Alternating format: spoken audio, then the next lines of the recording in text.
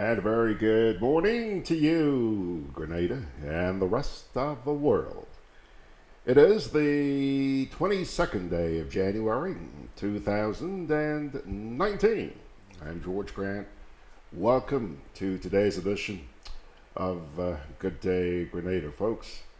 Seems like I'm saying this every morning, but what another beautiful morning it is here.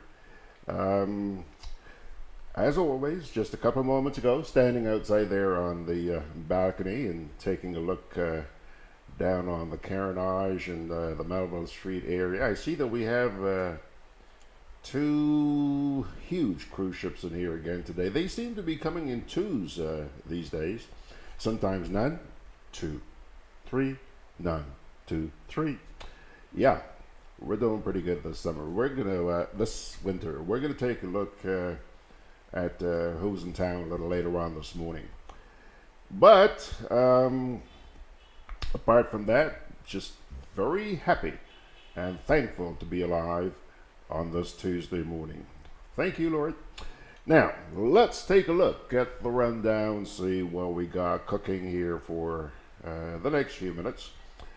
I like the way I captioned this one. It says, the first item here on the list is a few people who need cold showers. Yeah? Try and figure out what that one is. Try and figure that out. We'll get to you in just a wee bit about that. On a more serious note, though, the second item is captioned Saddened. No Intercol. But the cause is genuine.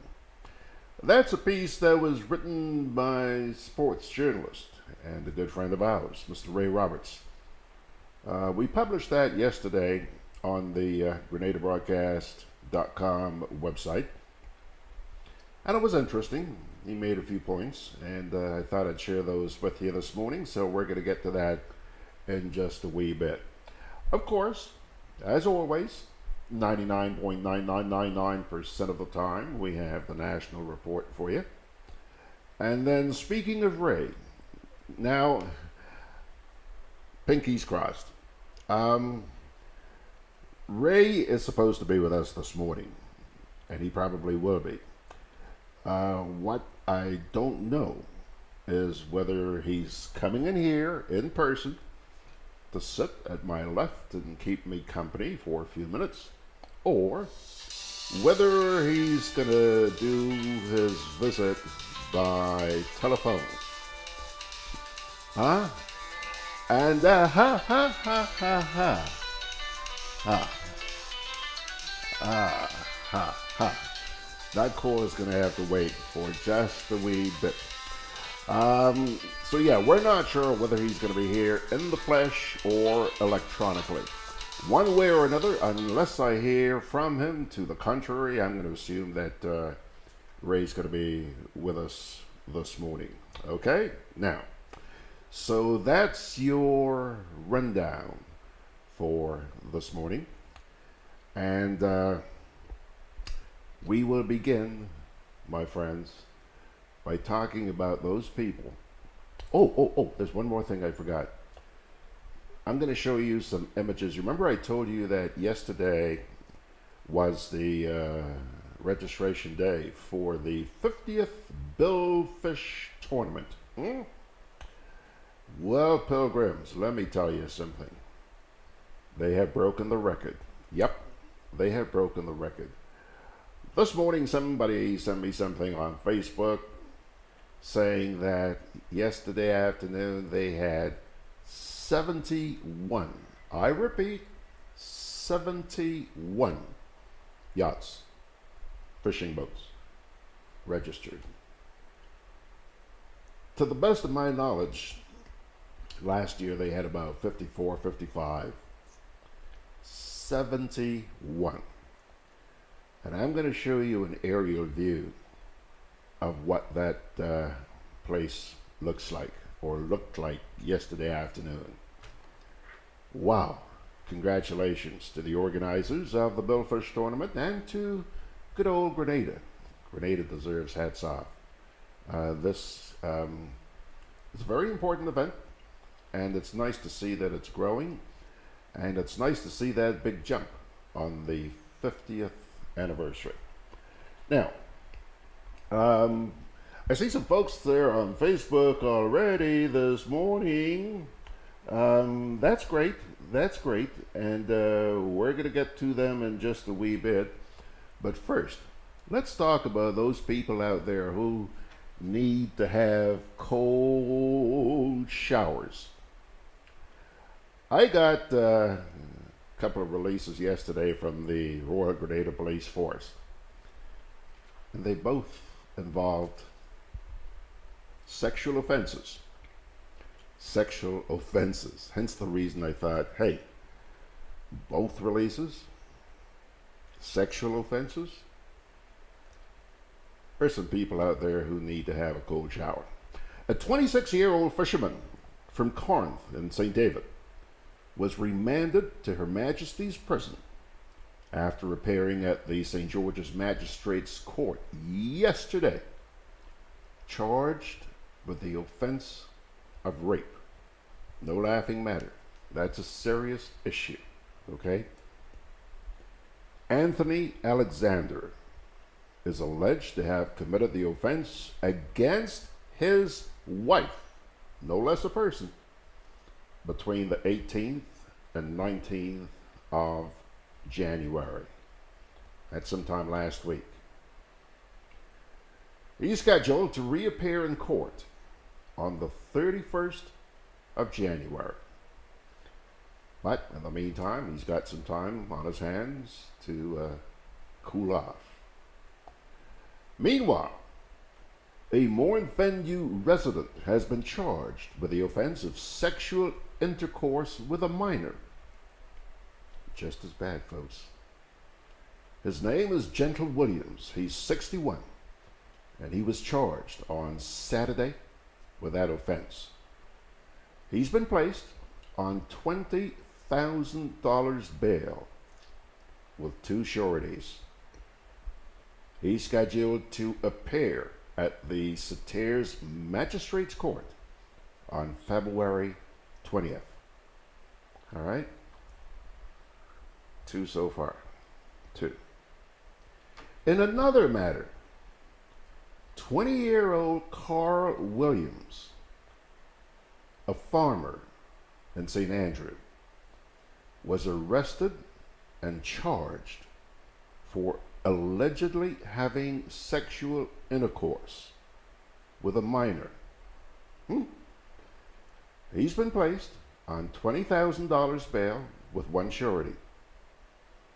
He will make his first court appearance at the Guave Magistrates Court on the 29th of this month, sometime next week.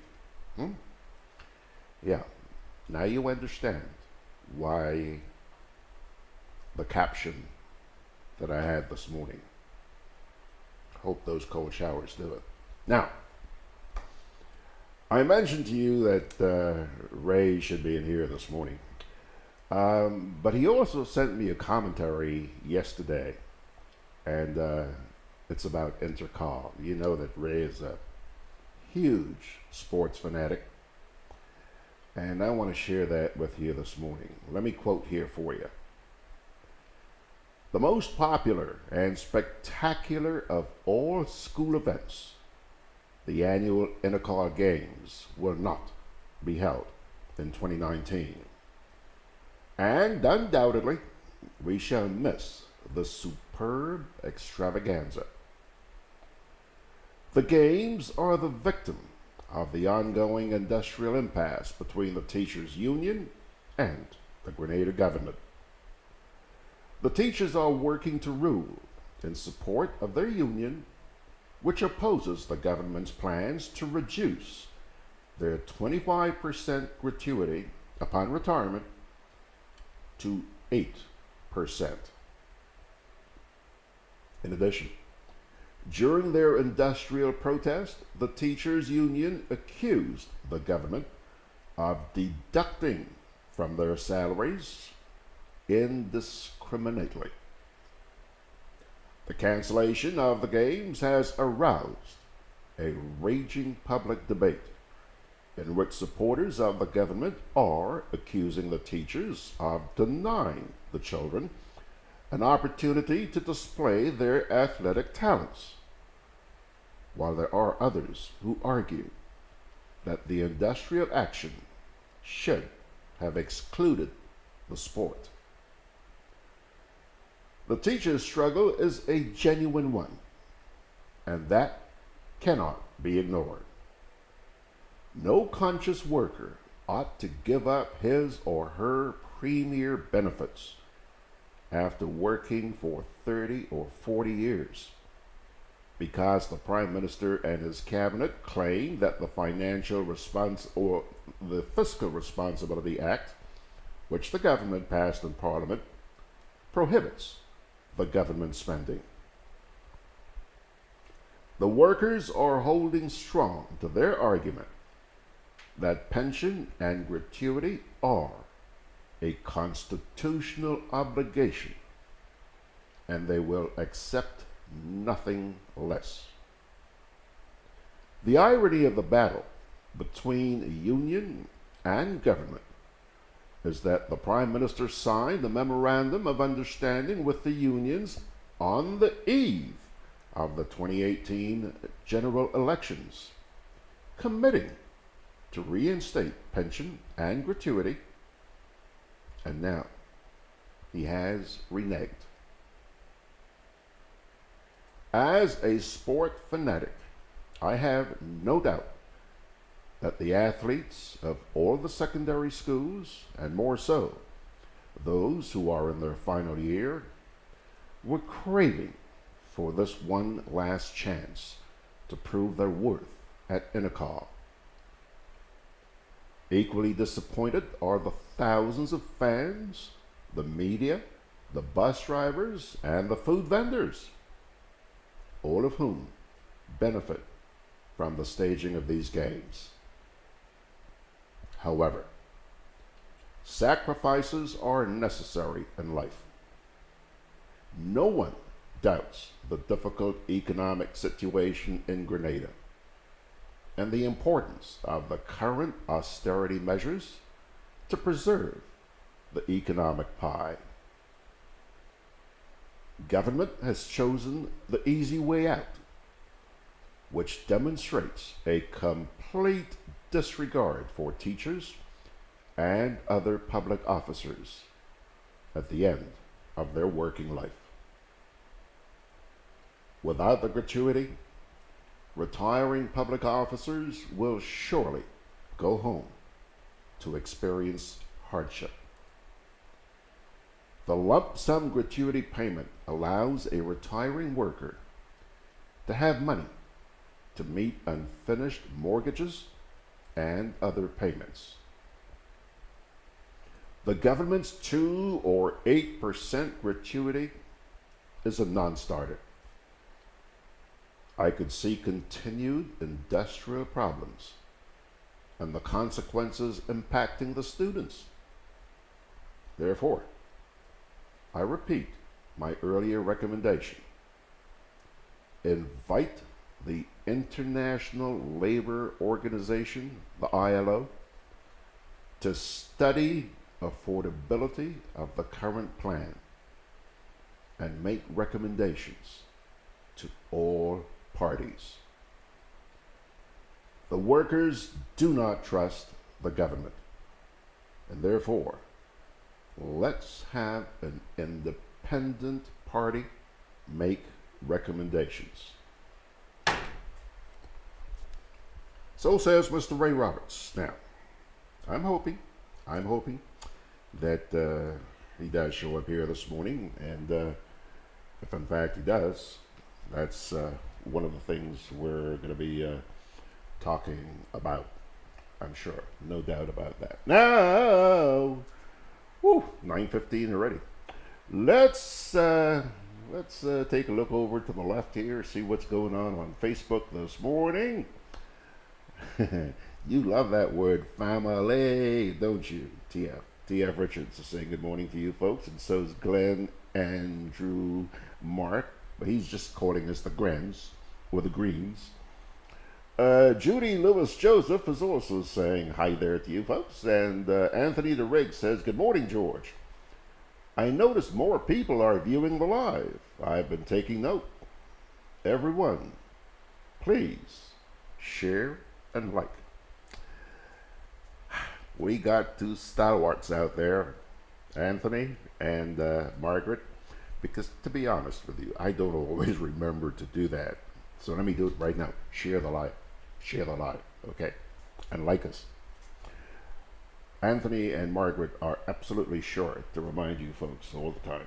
Okay. Veronica is saying, good morning, George Cran. Morning, everybody. Enjoy your day. Girl, we're certainly going to do that. And we have a beautiful one here. I'm looking forward to actually going into town once I get through here this morning. Anthony says, with all those yachts, I wonder how they dispose of their waste. Anyone knows? Very carefully, Anthony.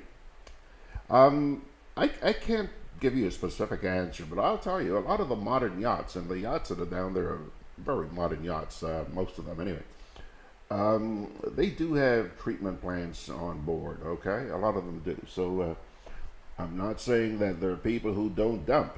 Not just the yachts, man. The huge cruise ships do that as well. That has been an issue. Some of them have wound up in court and had to pay millions of dollars. Millions of dollars. Let's see. Irene Rattan is saying, good morning, Patriots. Indeed, we are Patriots, and so are you, Irene. Thanks for joining us. Lydia James is saying, good morning to her beautiful Grenadian people. And she says, is like Grenada and America have the same kind of leader, the same thing going on in both countries.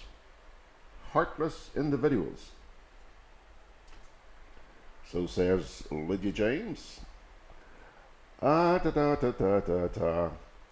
Sharon, hello Sharon. She says good morning to George and the family. And she says she is in total agreement with Ray Ray. Actually, Sharon, I call him Rah Rah. I just can't help it. There's something about Rah Rah I like. Yeah, he'll be happy to hear that you shared his views. T.F. Richards comes back here and says, George, I taught for a few years in Grenada, and one of the subjects was ethics and ethical behavior. What's happening in our state? Look at the sexual offenses. Look at the vulgar videos going around on the internet. These are the things that should catch the attention of the powers that may be. Morality is on the down low. Huh? Boy, I sure hope somebody's listening to you. And Irene comes back here, sneaks and says, it's freezing in New York today. Well, I guess Margaret's frozen. Maybe that's the reason why we haven't heard from her, but she'll probably show up sooner or later. Okay, folks. So that's our first look at Facebook. And now we're take a quick little look here at some commercials. Try to pay some bills. You know, I'm so thankful to the very small handful of sponsors who have had the heart to keep us going. I do hope that more will come on board. Those of you who may be interested, please contact us. Okay, break number 1, and we'll come on back in just a wee bit. Together with you, our customers, we energize our community. Together with you, we energize our economy. We are working together to give our nation a better tomorrow. With you, we energize our future. Together, we energize our nation. Thank you for partnering with us as we energize our Speyside. GrenLec, energizing our Grenada. With free island-wide delivery, Hubbard's Building Supplies and Lumber Departments continue to provide the best quality lumber, steel, tiles, plumbing materials, electrical and general hardware supplies at competitive prices. We continually consult with builders, homeowners and contractors to improve product range and services. Enjoy discounts where applicable, including the use of credit and debit cards. At Hubbard's Building Supplies, Grandance and Lumber Department, Caranage, we offer quality service, affordable prices, giving you the convenient, reliable, free island-wide delivery. Call 440-2087 for all your home improvement and building solutions. Juve chocolates, cocoa nibs, and cocoa balls from Diamond Estate Grenada are now available at Amazon.com, Amazon.ca, Amazon.co.uk, and GrenadaMarket.com. Try their sensational touch of nutmeg and a touch of ginger chocolates, 75% dark and rich, 100% pure cocoa, and their 60% dark and sweet chocolate bars today. Amazon Prime members enjoy free shipping on these orders in the USA, Canada, and Europe. GrenadaMarket.com. When you can't come to the island, the products of the island will come to you.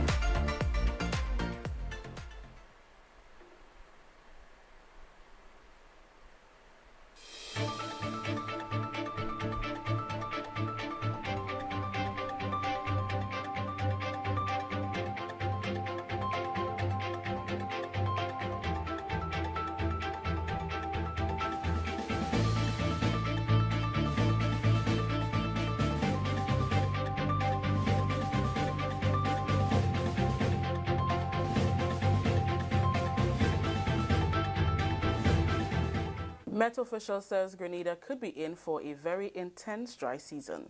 We'll have details to this story and more in the national report.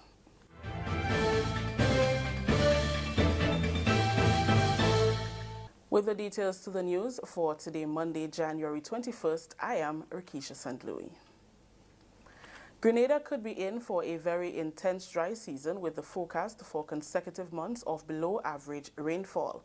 Manager of Met Services at the Morris Bishop International Airport, Hubert White, says from January through March, rainfall will be below average because of El Niño conditions, which already exist in the equatorial Pacific.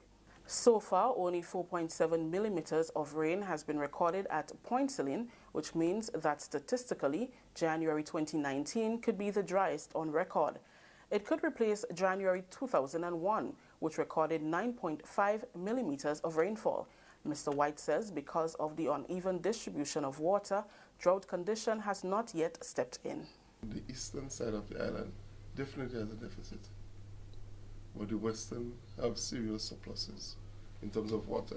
And if you look at December, for example, where Point Sterling got 67.3 millimeters of rainfall, although that is 35.5 millimeters below average.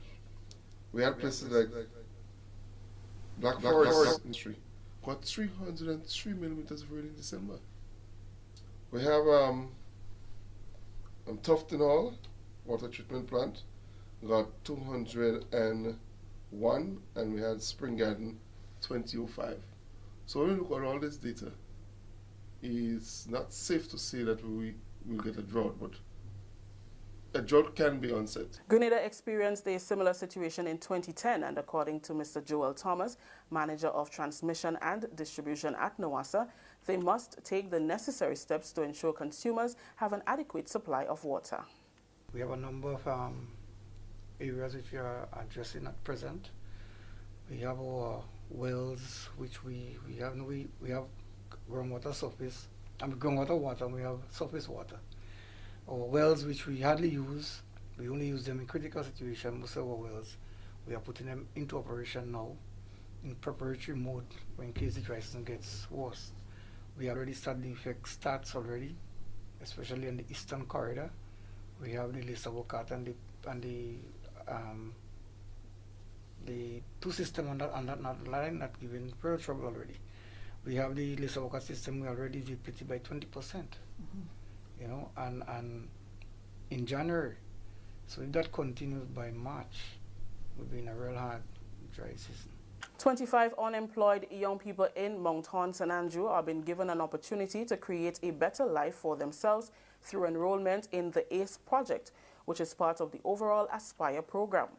ACE, or Actively Committed and Empowered, targets young people under the age of 30 who will be involved in an 18-month training program. Minister for Social Development, Housing and Community Development, Honorable Delma Thomas, during the launch, provided a brief insight of the program's component. ACE, which means Actively Committed and Empowered, is a youth community project in the village of Moncton. It is an integrated 18-month training program targeted 25 at-risk youths under the age of 30. The training will run for 10 months, beginning in February, and consists of life skills, literacy, numeracy, Tibet training, performing arts, and a community project. This project is an intervention which seeks to complement the government of Grenada's effort to establish and improve gender equality and comprehensive juvenile justice prevention and the response system, while enhancing the capacity for employable skills among at-risk youths. The project will provide services to enhance the residential aspect of the juvenile justice system, improve service coordination and delivery, enhance employable skills, and support community safety and security. The project will be implemented by the Ministry of Youth, Sports, Culture and the Arts. Minister with responsibility for youth, Honorable Kate Lewis, spoke of her ministry's commitment in partnering with the Ministry of Social Development, Housing and Community Empowerment on the initiative and expresses gratitude to the Caribbean Development Bank for funding the project. I say a heartfelt thank you to the Caribbean Development Bank for supporting yet another important youth training and empowerment program in Grenada.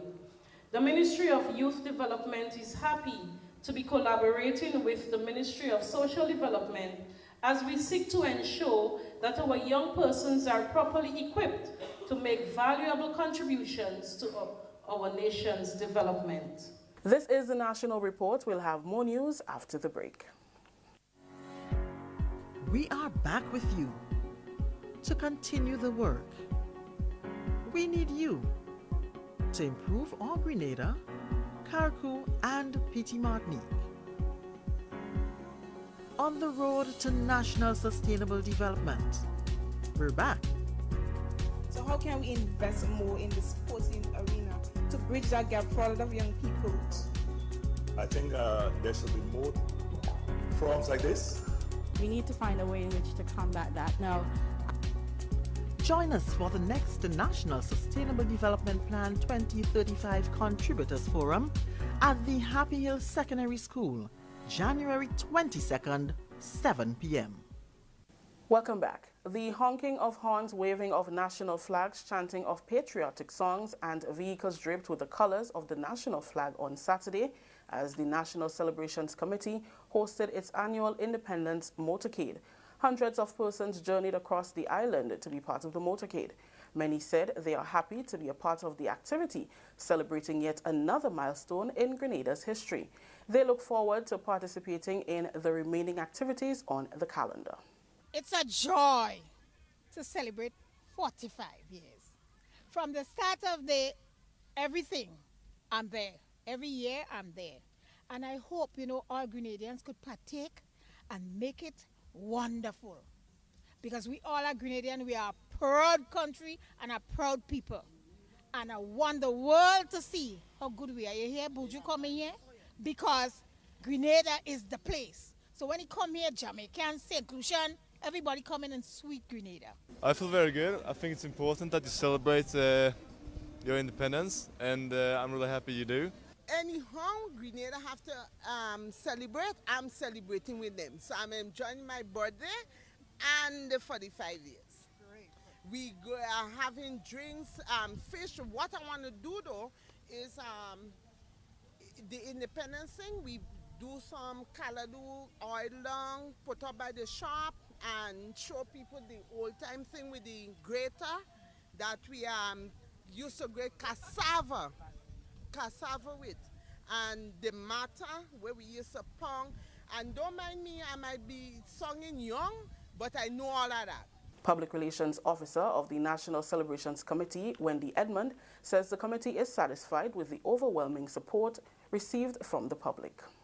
All right, folks, we're here today as we continue the activities for the hosting of the 2019 Independence Celebration.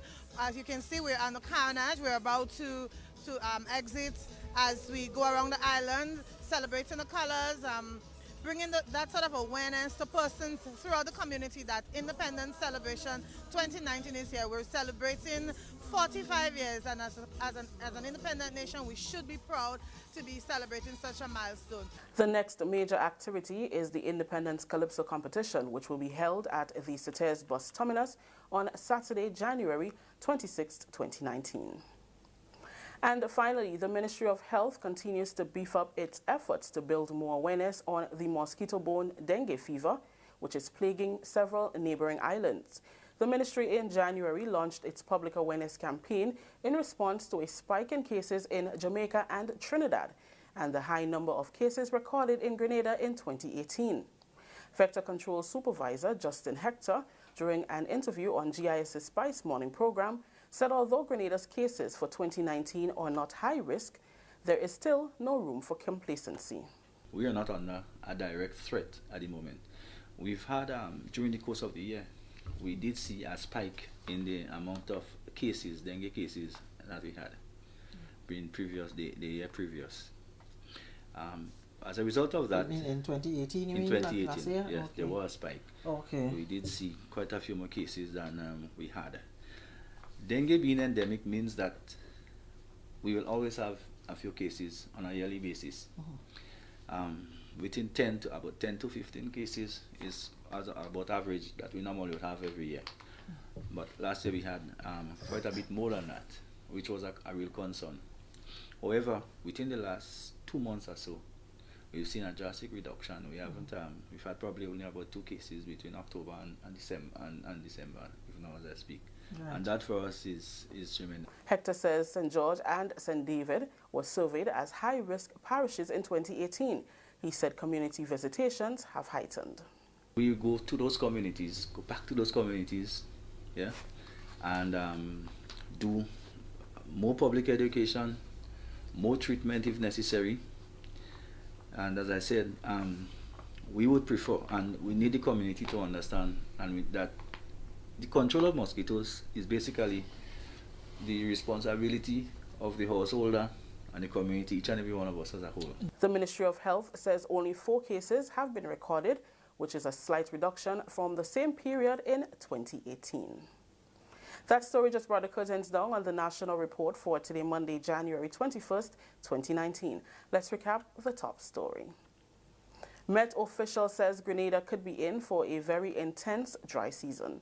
On behalf of everyone who made this newscast possible, I am Rakisha St. Louis saying thank you for viewing. Until next time.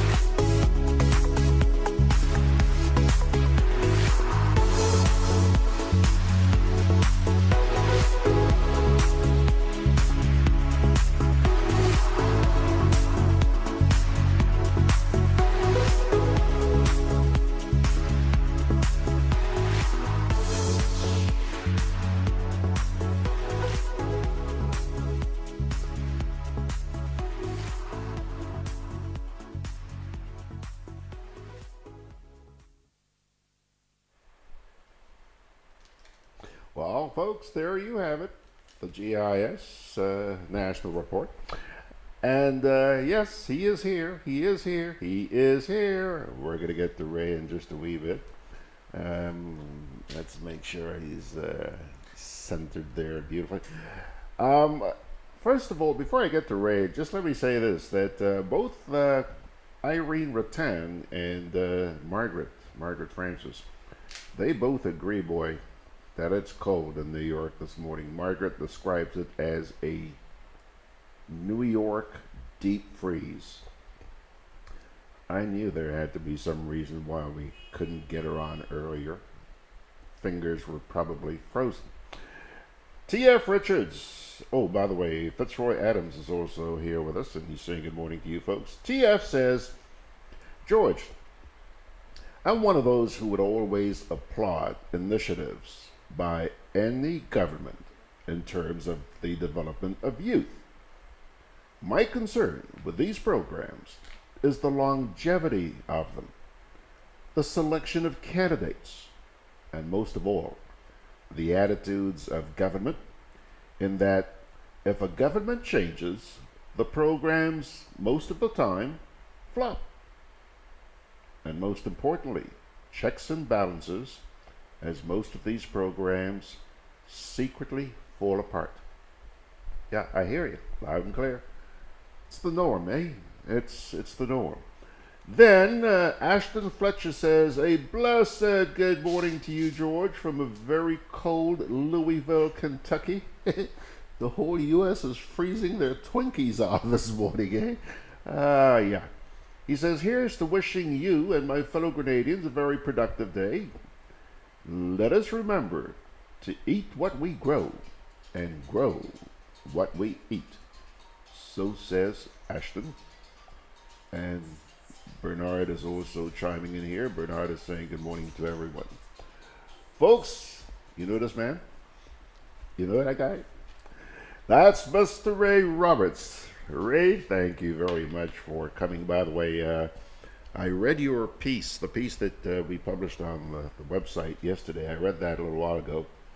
And we were told on Facebook by Sharon Roberts that she liked it. So I guess you have a fan out there.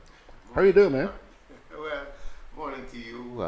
Morning to all your viewers, and to those of your viewers who are extremely cold. Yeah, man. George will send you a plastic bag or paper bag of brilliant sunshine. Just in case they don't believe me, tell them what it's like outside there. Well, you wouldn't need much clothes. Look at the smirk on his face, eh? You wouldn't need much clothes. That's for sure. It's beautiful. Yeah. Hey, Ray, I think the obvious place to begin this morning is with that piece that you put together about the cancellation of Intercol. That's a big blow. Well, we have to agree it's a huge blow. I am saddened that it's not going to be staged, but I have to be realistic and understand that struggles do involve inconvenience to those of us who really love something and would want to champion it. I think this is a genuine cause, and I would say, as far as I'm concerned, I don't think we're handling it very well. As I said from the very start, it's good to say open your books and come and see, but can I trust your books? I don't know if your books are concocted by you and some friends. So I said from the very start, we should invite the ILO, the International Labour Movement. They have worked on similar programs like Grenada. Grenada is not the only country with that challenge. You know. There were others before us, and I'm sure there are others who face a similar challenge. So invite the ILO, and I'm sure we all know the competence of these folks. First of all, they don't know any of us in Grenada, because they select people from different countries and continents, and let them come and look at what we have, actuaries, and make recommendation as to the way forward. And I think I heard former Prime Minister Tillman Thomas was explaining on a media house that that's what he did sometime in 2009. And as T.F. Richards said, we allowed it to fall apart. Government changed and it fell apart. So political expediency, the eve of the election, we signed a document which really and truly is monstrous because it's whether we like it or not, what's existing now in the pension, whichever government, they really can't do much because they're just not enough money. But I'm sure we can begin to fix it incrementally, and it certainly will be better off in years to come. But if it remains that it is, and the solution is 2%, that really don't make sense. 8% don't make any sense. It has to be something as what it is now, but you have to grow it, and people may ask how you grow it. The ILO and professional groups like that will tell us what is the best way to grow. It seems to me that that's where the stumbling block is right now, because the unions claim that they acknowledge that we are going through tough times, okay? But they are saying, hey, there is a workaround. And it seems like that's where the stumbling block is. Government just does not seem very openly receptive to that. Well, as I said, people, I don't consider myself a politician. I'm more in the labor movement than I think in politics. And I know labor has a bit to do with politics, and politics really has a lot to do with labor. But the point I'm making, I sense the reason why the Prime Minister, Dr. Mitchell, Minister of Finance, and the government may not want to go looking for an elaborate fix that is much more reliable. It may involve telling people you have to pay more, and I think politicians like to lie to people, to tell them the impossible, and that's it. If you can tell people 2%, yes, you shrink the whole thing, and perhaps it wouldn't be as drastic upon the state, the consolidated fund, as it is now. So I think the problem is you don't want to lose any following, you want to increase numbers, but you have to sometime, I mean, when we had the IMF come and look at what state we are in, and we instituted this austerity measure, we had income tax at 5,000. You had to be making 5,000 to pay. Now we have reduced it to around, what, 3,000 or something like that. So there are people who are unhappy about it. So I'm saying let's treat the revisiting of the pension, 1958, let's treat it in that respect. Find a way of, and one of the realities, people will have to pay perhaps a little more, and I'm sure they'll have to pay a little more. What is a little, I really can't give you a definition, but I'm sure that will be the end result. Where exactly does or do the negotiations stand at the present time? Well, it's going to end in well, I mean, let's put it this way. I saw a piece on Facebook. Somebody says, well, it's at the stage where it goes to the Labour Commissioner. And the Labour Commissioner is basically going to say it's where it is, because Cabinet will have taken a decision, and the Labour Commissioner, I doubt, will go outside of Cabinet's decision. That's correct. And then you go to the Minister, who is part of the negotiating process, the Minister of Labour. So really and truly, it is either headed for the court or greater industrial action. When does this thing get to the Labour Commissioner?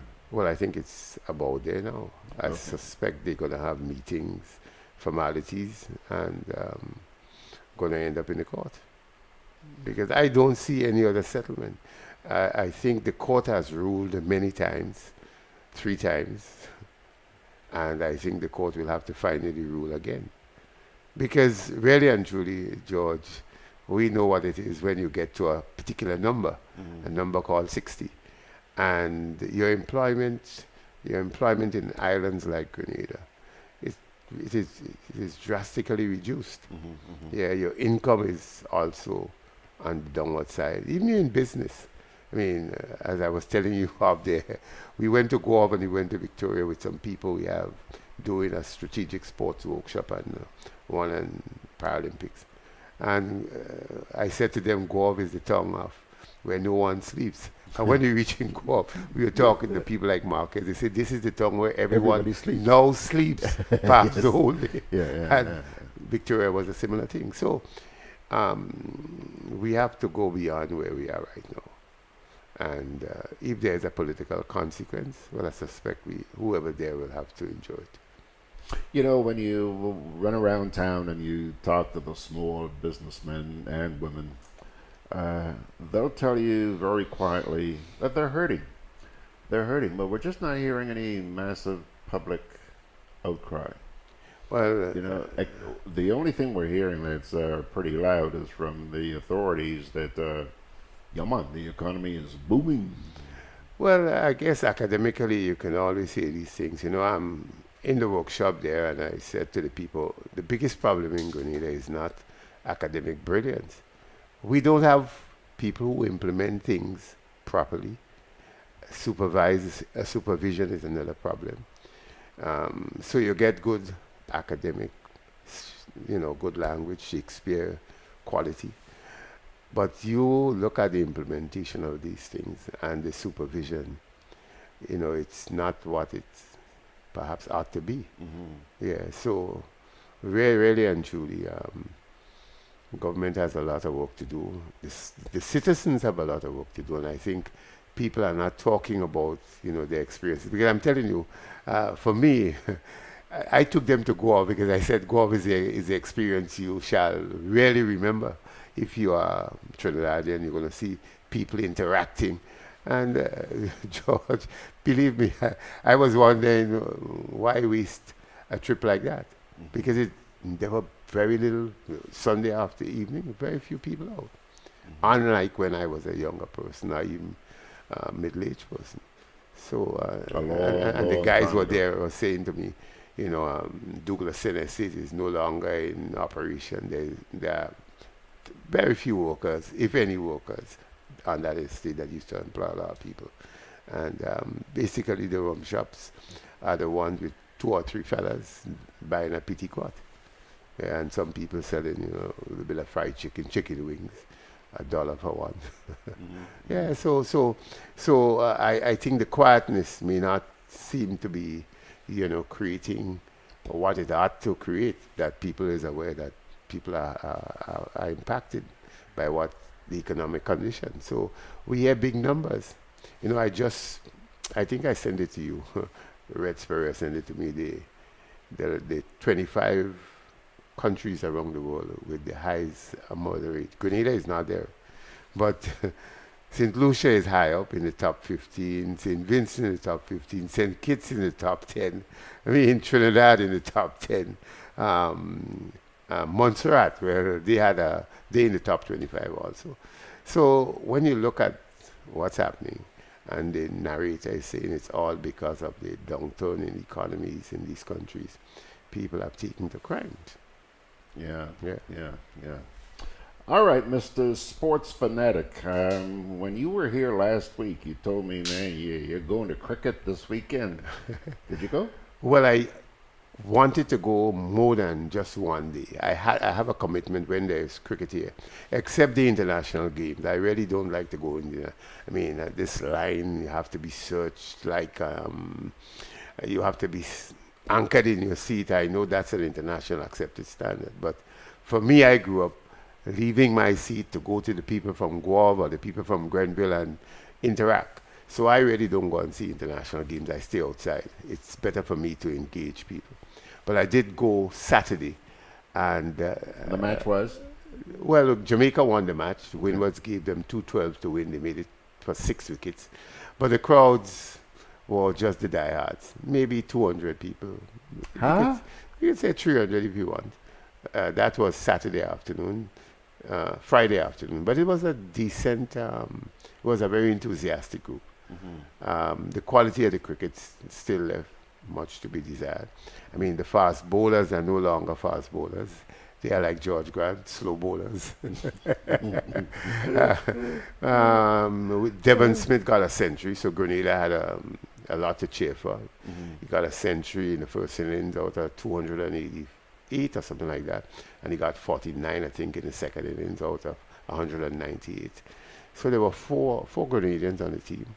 So it was not the crowd when me and you were young and others, but the 300 or whatever the numbers were very upbeat and enthusiastic. It was a positive sign that cricket still has something to offer. Well, having said that, and to wrap it up, let me ask you this. We got an international team coming down here shortly. You expect a good turnout for those matches? There will be a good turnout. I think that's a flavor that we all like. The problem, what we need to see though, the test match starts tomorrow in Barbados. We must hope that West Indies upset England in one of the test matches, so it sets the stage for when they come to Grenada, the hope that we can do it again. So they're not playing a test match in Grenada, they're playing one-day cricket in Grenada, 2 one-day games. But the 3 test matches, first in Barbados, then they go to St. Lucia the following week, Antigua, then back to Barbados for the opening one-day games, and then on to Grenada. We must hope that they split the first 2 one-day games, or if possible, win the first one and win the second one, and put pressure on England to win the next 3. I mean, I'm just pontificating. I'm not too sure that we're going to win any match. I'm going to be fair with you. I'll be surprised if you win any match. You would be surprised? Very surprised. I mean, I have never seen West Indies cricket that bad. Well, at least you're honest about it. No, I'm fair with you. I mean, I don't remember half of the names that I saw at Queen's Park, and it has nothing to do with age. It's just because everybody's ordinary. You know, Chandler Paul had this way of blocking, and Brian Lara had this spectacular, way of playing, stroking the ball. You go to the park, and I mean, Devon Smith, some people say look better than those who are called up. No, they look very ordinary. I mean, fast bowlers in particular. That's what we know about West Indies from from early as Wes Hall, and coming forward, the Roberts and the Holding and the Garner and the Walsh. I mean, you're not even seeing a shadow of these guys. Those were the good old days. And hope that he can return, if not later, but at some point. That's the second time this morning you used the word hope. Go ahead, Mr. Roberts. live in hope. Like old people say, you go die in Maki. Well, I'll stay there. Thanks a lot, Ray. Good to be with you, man. Good to see you. Right. Pilgrims, now, I want you to hang on here for a sec. We're almost out of time, but I did promise you that I would show you some stuff from the registration of the billfish tournament, for the billfish tournament, which actually gets started tomorrow. The registration was yesterday. A friend by the name of Jackie Williamson actually sent me some still images. Apparently she was down there at the yacht club yesterday afternoon. I just want to share 1, 2, 3, 4, 5 of those. 4 from Jackie, and somebody sent one to me on Facebook this morning. So take a look. That's I guess a sunset shot of a couple of the yachts down there with the Budget Marine. They're the title sponsor of the event. Then here's an even nicer shot. Look at this one. Bunch of yachts which are going to be taking part tomorrow morning. Man, let me tell you, you better get out there, get a vantage point. Probably the best vantage point is up at Fort George. Okay, I'm not kidding you. Get up to Fort George tomorrow morning and take a look. Now, here is here's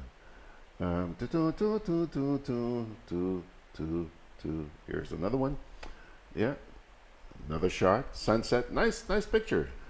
And I'm going to show you just one more. Take a look at that. Again, actually, I do have 5 shots from Jackie, and this one that I'm going to show you is Richard McIntyre, who was delivering the welcome address at the event yesterday. And I saved the best image for last. Jackie, thank you very much for your pictures. But this one here is one that really got my attention. This is a photograph, an aerial photograph of some of the 71 yachts that are registered to take part in this event starting tomorrow. 71 yachts, a record for the billfish tournament, and it's their 50th anniversary. Oh, by the way, Ray, you haven't said congratulations to me, but I guess you weren't here yesterday. Yesterday, we did the 100th program. Gudday Grenada? Yeah, yesterday morning. So, thank you very much. So, yeah, isn't that a beautiful shot? On the right, you're seeing the yachts that are going to be taking part in the billfish tournament. There are a few over on the left as well. And then in the background to the left, you see some of the mega yachts that are down there, and then at the center, right at the top, a long shot, if you will, of Fort George. Okay, so tomorrow morning they are going to go out that channel there, turn right, and go along the Carenage. They're just going to do a loop in the Carenage, and then head back out to the line for the Bimini start. Bimini start is going to be tomorrow morning at 7:30.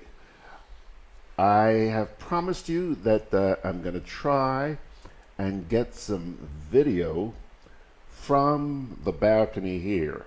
I don't want to go down to the Carenage because it's probably going to be a hassle getting back up here, and you know that I have to be on the air at 9 o'clock. But that's going to be some kind of sight.